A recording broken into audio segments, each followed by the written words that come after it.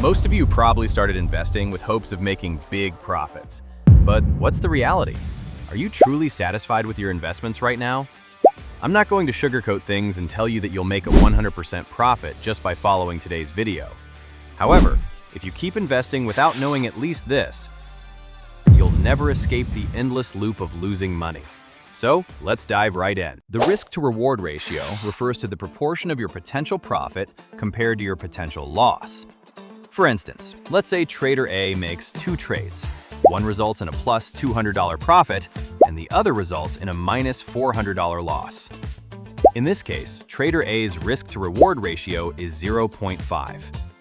On the flip side, if trader B makes 2 trades where one is a plus $400 profit and the other is a minus $200 loss, trader B's risk-to-reward ratio becomes 2. Through this ratio, we can deduce the minimum win rate required to stay profitable in the long run. Since trader A's loss-to-profit ratio is 2 to 1, they need to maintain a win rate of at least 66%. On the other hand, since trader B's loss-to-profit ratio is 1 to 2, they only need a win rate of at least 33% to break even or profit. By utilizing this relationship, you can track your average win rate statistically, figure out your minimum required risk-to-reward ratio, and then only take trades that meet that specific criteria. For reference, I personally only enter trades where the risk-to-reward ratio is at least 2. But even if you know all this, how do you actually find setups with a high win rate or a great risk-to-reward ratio? Out of the many investment methods out there, I look for these prime setups through chart analysis. I'll cover the details of chart analysis in the next video. What is the key to consistent profits? Paradoxically, it's not about how much you make. It's about focusing on how not to lose. Most investors only look at potential profits and completely ignore potential losses. This is exactly why so many traders see temporary gains, only to suffer devastating losses and end up leaving the market for good. So, how should you manage your losses? 2 primary risk management strategies are partial take profits and fixed risk percentages. Partial take profit is a method where you secure profits on a portion of your position to eliminate risk. Why is this necessary? Because in trading, prices frequently fail to reach our ultimate target. In extreme terms, if you don't take profits along the way, it means you'll often end up turning a winning trade into a loss. To prevent this, you can drastically reduce your risk through partial take profits. The second risk management strategy is the loss percentage. This is especially relevant for futures traders, so if that doesn't apply to you, feel free to skip this part. If you look at the chart, you'll notice that as your loss percentage grows, the return required just to break even increases exponentially, well beyond the loss percentage itself. Simply put, the riskier your trades, the harder it is to recover your principal capital once you lose it. I highly recommend risking only 3% to 5% of your total trading capital per trade. Take a moment right now to think about whether your current loss percentage is truly reasonable.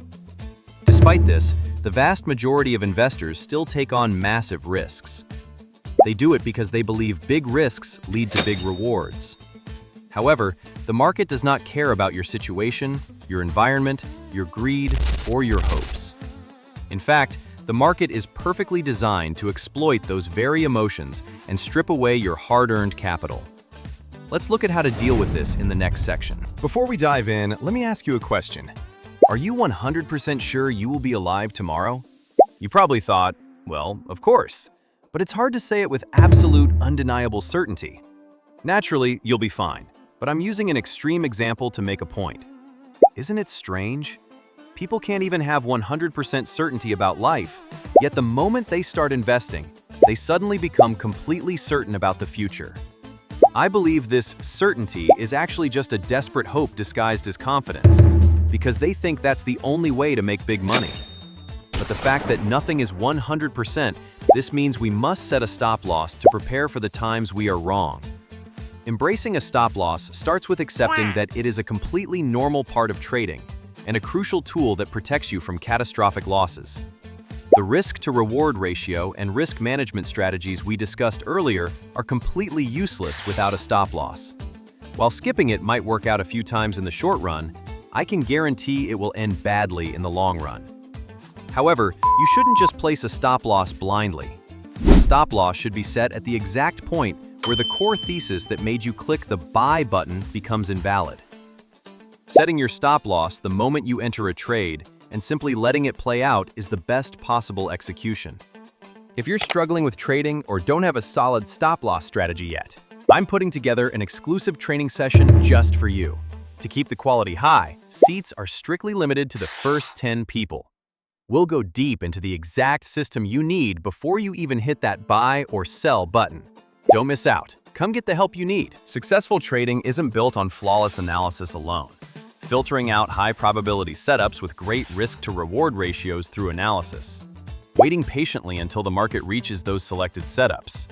Entering, cutting losses, and taking profits exactly according to plan once the time comes. So, what are the primary psychological traps that disrupt this process? I believe they come down to two things: fear and greed. The greed of thinking, what if the market pumps without hitting my entry zone? Drives traders to force entries in unplanned areas, leading them to take trades with poor probabilities and terrible risk-to-reward ratios. On top of that, as mentioned earlier, the fear of losing prevents them from executing their stop loss, leaving them exposed to even deeper losses. These emotions render everything you've learned, risk-to-reward ratios, risk management, and so on, completely meaningless. Since we are human beings with emotions, we can never be 100% perfect. In the beginning, you might trade emotionally more than half the time. The goal is to build experience and gradually reduce those impulsive, emotional trades over time. The starting point for that review is a trading journal.